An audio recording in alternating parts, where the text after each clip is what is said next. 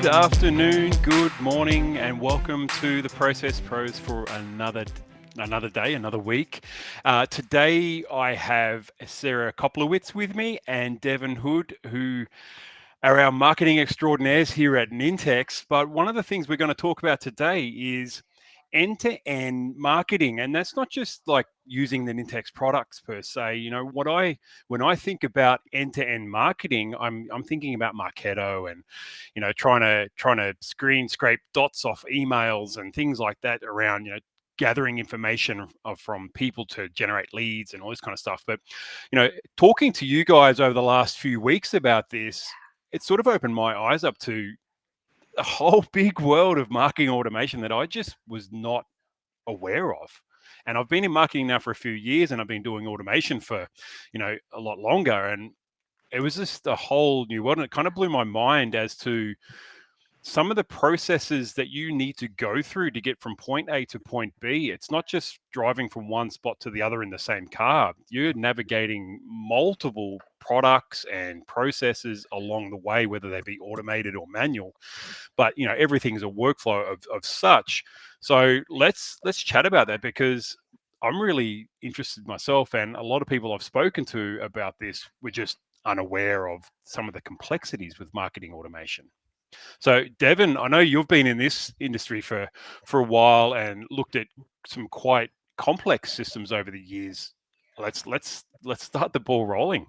Yeah, it's a complex environment. MarTech in general can be one of the most complicated and probably competitive places for technology companies. I think I've seen, I've worked at a few companies and seen various MarTech stacks.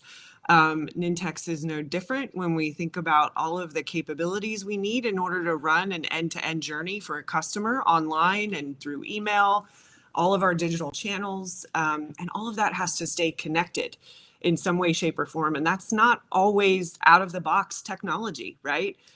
This integration and data, privacy, all of this weaving together really does take a level of sophistication at an automation level that our wonderful Sarah here has been able to implement on multiple fronts here at Nintex with our marketing teams. And what does that look? Oh, sorry, I was going to say, what does that look like from a day-to-day operational standpoint, Sarah? And how does that affect, I guess, like an overarching strategy of, okay, well, if you're in the day-to-day, like I've got like a list that I've got from an event, and it's going to be different from the list you get from another event in 3 weeks' time. How do you programmatically, I guess, think about this from a holistic standpoint to say, this is how I gather data from an event, when every event's going to give you data differently? Yeah, no, it's definitely a really complicated process. I think there's a lot of steps and there's a lot of people involved. Like you said, it starts at a vendor level, and we have a lot of variance in the data. So I think one of the first things we have to think about is data normalization. And this kind of happens, lists from events, but also kind of anywhere we're gathering data. This is the first step we need to think about, is getting things into the correct format so that our systems, can be compatible across the board. And there's a ton of different tools. And I think one of the things that many marketers might not realize when it comes to the tech stack is a lot of time when we're implementing a tool, we're really automating a process. So a list import is a great example of this. There's a ton of steps we need to go through when we're importing data into our systems, from matching existing records so that we can, update statuses and update, people with their next action, to lead routing and to, adding people into the correct campaigns in Salesforce so that sales has the visibility that they need. And what we have there is we have a tool that's going to, do all that for us. So we're not manually going through that process. We're using tools, and there's a lot of steps. The tool is one part of a workflow. And then there's a lot of steps that we go through before and after. So it is, much more complicated than just what we have in that one piece of technology. We're using Marketo, Salesforce. We have a tool called People Import that we use to actually go through the steps of that process of matching and uploading records. But the data needs to be compatible all the way through. And, this is something that would take all day for a person to do manually, but it takes us, 15, 20 minutes to do with these tools. So, there's a lot of opportunity when it comes to marketing processes. Yeah. And not just at the, when we think about list uploads and things like that, but I mean, when marketing looks at automating some of their processes, we look across things like, can we repeat this process over and over again, right? Is it going to make us more efficient, allowing us to, organize the right technology in certain ways? Can we get visibility to things that we didn't have before? There's even things that we're learning now that we've outsourced before that we have the capability of doing ourselves with automation. Simple as the ability to create a product selector on a website. That's something we've outsourced to agencies for years. Even in my past life with other companies, we have that capability to do it ourselves with drag and drop technology, which is amazing and saves us so much time from a development and design standpoint. So again, so many things across the board that marketing can utilize this for. Right. And in terms of where do you go to start planning that? Like you're talking about, when you're looking at automating a new process, you're looking across multiple sort of areas and how you can repeat this. Where would you actually start? Like, if I was looking at, say, automating a process from the business side, I would, talk to key stakeholders. I would talk to key stakeholders. I would then maybe look at, what the existing process is. Does it need to be improved? Because sometimes there might be an existing process in place, and simply digitalizing that process doesn't make it better. Yeah. Yeah. So do it's you funny. look at optimizing those processes before you look at automating or Yes. getting a tool in to do that? Absolutely. Yeah. Yeah. So, I mean, where I would start typically when we're looking at any process here on Nintex's marketing team is I am going to first involve the key stakeholders. I'm going to get on paper what we're doing from the very start to the very end. And, like we said, an end-to-end marketing process, it's starting way before marketing automation systems like Marketo, and it's extending far beyond them.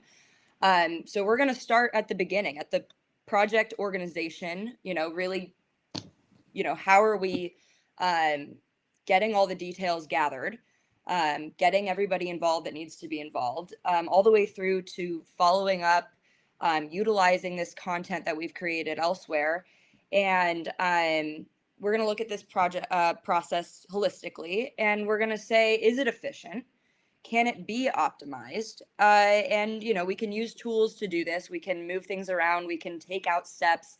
We can say, hey, this needs another quality assurance step here. This needs an approval. This needs XYZ to really make sure that we're producing good quality work that's going to be mostly customer facing every single time. And that's kind of when this repeatable process comes in, is we can now look at this optimized process and say, are there manual repeatable steps that can be optimized or can be automated? And at this point, if we have agreement across the team, then we can start actually automating those things, the connections between the different systems that we have, the manual work that, could be done a lot faster and more effectively and reduce a lot of errors, if it's to be automated. And then from there, it's continual optimization. Once we have it automated, do we see room for improvement? Do we see opportunity for something to happen better every time, to add automation, to take away automation if something's not working? So that's kind of, optimization is coming in from process mapping all the way through to after automation. Yeah. I would just add, Dan, and Sarah, like any marketer, it starts with a pain point, right? Like we have some pain somewhere in the system, right, that we can't solve for. And we don't have enough bodies to put on it to make it happen. So, and this happens at big companies, medium-sized companies, small companies. Any marketing organization starts with a set of pain points. I have no way to create campaigns from start to finish, or I can't talk to my sales teams with data because this part isn't talking to each other. Or my pain point might be, I don't have enough resources to go in and update these list pulls or these uploads on a daily basis. So all of it kind of stems from a originating pain point. And then we start by, okay, how do we understand how to fix it? How do we map it out? And then how do we put it in so we can automate it and remove the friction from our team? Right. Yeah, and I I guess, think that. yeah, sorry. Sorry, go on, Dan. No, you go.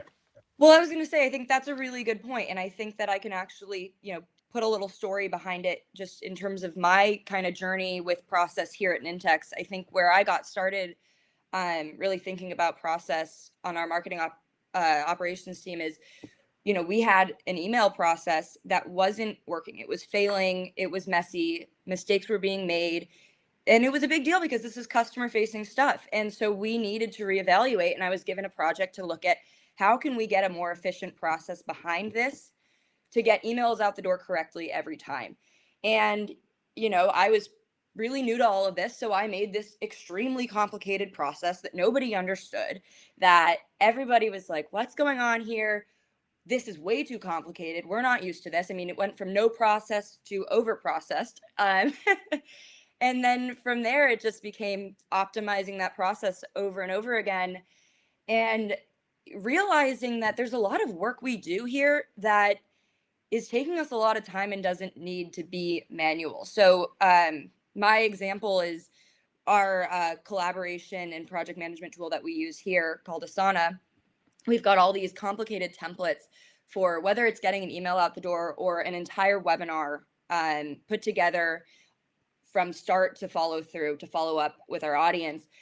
And there's tons of teams involved. The web team is involved in creating landing pages. The operations team where I'm on, we're involved in creating Marketo programs and Salesforce campaigns. There's approvals from our content team, approvals. Devin might approve an email before it goes out the door. And building this project in Asana, even with templates, was taking our team a really long time, and it wasn't being followed correctly every time. So what we did is we went and made a form that kicks off a workflow that automates the project build. It assigns every task out to the right person, and it creates a due date based on a work back schedule from the date of the webinar.